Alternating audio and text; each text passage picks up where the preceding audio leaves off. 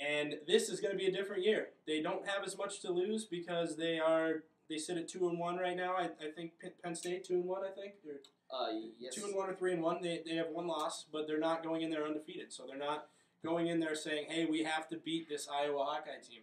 And I think that's going to help a little bit because obviously they couldn't really handle the pressure.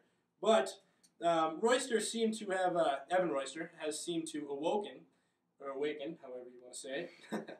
But yeah, I called him out a little bit last week when I picked the Temple over Penn State upset bid, which was wrong, but not nearly as wrong as my friend Josh is here. And take it easy. Finish your game. Finish your game. But obviously, we got the third rushing defense in Iowa, which could pose a problem for Penn State here, because Evan Royster is a great quarterback or great running back. I'm sorry, and he might have a little trouble getting going on the ground.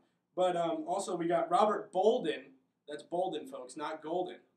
I screwed it up last week. My apologies to Josh's friend on Facebook. Chuck. But but he needs to have a good game through the air if Penn State wants to win this game, and I think that's exactly what he's going to do. What do you think here, Josh? It's a very tough game for Penn State to win. I don't like their chances, especially because they're playing away from Happy Valley. But I think I was just the better team. Penn State, they always get they get a lot of hype at the beginning of the year, and then they always just crash. I think this is going to be the game to knock them out of the top 25, and I don't even know if they'll make it back in for the rest of the season. I think that the Big Ten's pretty strong this year, and I don't think Penn State's as good as everyone thinks. Yeah, well, this is one of the weaker teams in Joe Paterno's 112 years there at Happy Valley, but it could happen. I think Penn State upsets Iowa. So it'll be a good game. It'll be a good game. We'll be watching that one. Next game we have up, Texas at Oklahoma. The 105th Red River Shootout in Oklahoma this weekend. Texas stunned at home last week against Rick Neuheisel and UCLA. They lost 34-12 on their home turf. Worst home loss in 13 years for Texas. Offense wasn't impressive at all. Garrett Gilbert, who you saw last year in the national championship, as quarterback, he has thrown only 4 touchdown passes and has matched his touchdown passes with 4 interceptions so far this season. And when you're playing at Texas, you can't be doing that. Can't have that. You play in one of the best conferences in the country. Yeah. And Big 4 touchdowns and 4 interceptions, and you've already played 4 games. That's not going to work. No. Oklahoma has 3 of their 4 wins decided by 7 points or less, so they need to come in early, or they need to attack early and often this week through the air and on the ground. Last week they won 31-29 against Cincinnati, and Coach Bob Stoops is not very satisfied, and you can look for him to fire up the troops this weekend, going into this great college football rivalry. Oklahoma's defense is the worst in the Big 12, giving up 421 yards per game. And 41 fourth-quarter points against the defense so far this season, so they're really not protecting their leads. Texas offense has just looked awful this year. Less than 400 total yards every game and have turned the ball over 9 times. I mean, when you're playing in the Big 12, I just don't get this. I mean, you have to have some of the best football players in the country. You're recruiting the best high school kids? You're recruiting the best kids in the country from Texas alone, and then you've got a bunch of kids coming from California. And to put up 400 yards total less than 400 yards every game, it's unacceptable. No, it's not going to work in Texas. It's unacceptable. Matt Brown's got to be pulling his hair out there. Absolutely, what he has left of it. Landry Jones, quarterback for Oklahoma, is basically keeping the team alive. He's ranked 5th nationally with 1,221 yards in the air with 9 touchdowns and 3 interceptions. He's doing very well. The rest of the team, they're doing all right. They're just hanging in there, but they're really going to be tested this week. So we're going to see what they do. DeMarco Murray, running back for Oklahoma, very strong start, but he's falling very quickly. He's not putting up his best numbers as he did like in the first few games. So Oklahoma's going to need to attack on the run and on the ground and in the air this week. I think they have enough to what it takes to take out Texas, because Texas is not playing well. Texas is not playing Texas football right now. Yeah, but it's going to be another good close game. I see Oklahoma maybe only taking this by 10 points. Yeah, I agree with you there. I think that anytime you have a rivalry game, you're always going to get the best out of your opponent. And same with Texas and Oklahoma. I think that it's going to be a close game down to the wire, and I think Oklahoma's going to pull it out. But now we'll go to Wisconsin at Michigan State. Clash of the undefeated teams.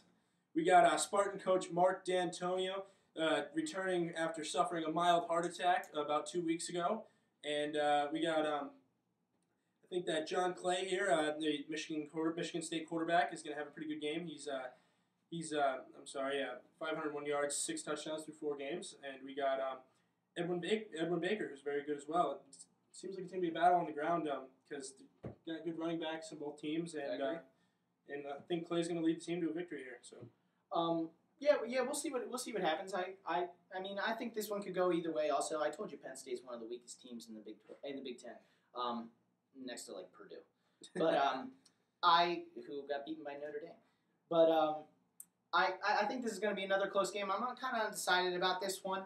So really, I've got nothing to throw at you for this one. But it's definitely going to be a battle on the ground. Yes. It's going to be a good game. We're going to be watching that one. Winner of that one can easily be favored to kind of battle Ohio State for the Big Ten title. Yeah, I think Ohio State's just far and above every other team in the Big Ten right now. I mean, you got Terrell Pryor out there. It's going to be tough for any other team in the Big Ten. It's going to be real tough. Yeah. And speaking of Ohio State, that brings us to our next matchup. Ohio State at 4-0 go into Champaign, Illinois to play Illinois, who's 2-1 this weekend. It's a Big Ten opener for both teams. It's the first game on the road for Ohio State, so let's see how they do outside the horseshoe.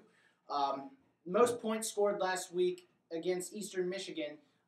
They put up 73 points last week. That's the highest they've scored in one game since 1950. So the offense is clicking on all levels right now. They haven't really been tested. Number two team in the nation. Real good football team. Haven't really been tested yet, but to put up 73 points, we'll give them a look. No, Illinois is going to be kind of a test, but I don't know how much of a test, but well, it's going to be the best one that they've had so far this season yet, and I think Illinois is going to challenge them right away. Illinois actually lost to Missouri in the first week and picked up 2 solid wins since then against Southern and Northern Illinois. Vic Koenig, first-year defensive coordinator for the Illini, and the team is averaging 16 points allowed per game as opposed to 30 last year.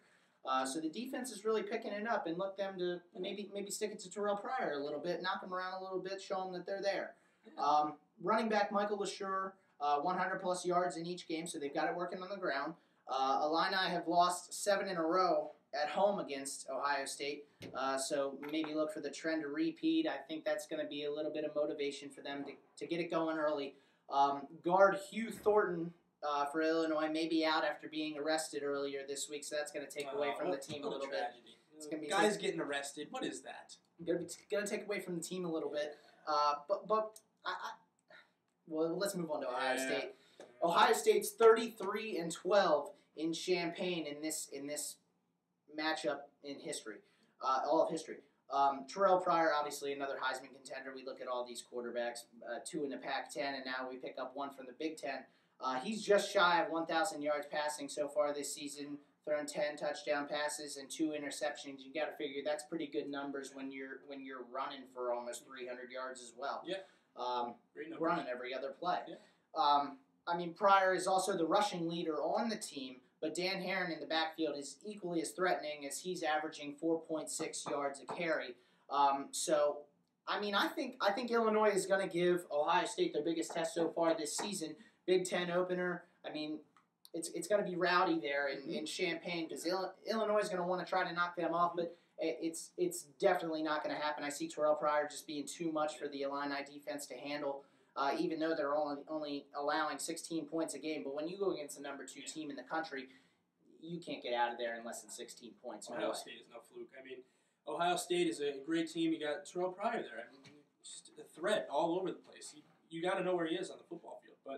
But the main reason why I'm picking Ohio State, I'm not going to lie, Jim Tressel in the sweater vest, man. How do you pick against a guy who wears a sweater vest?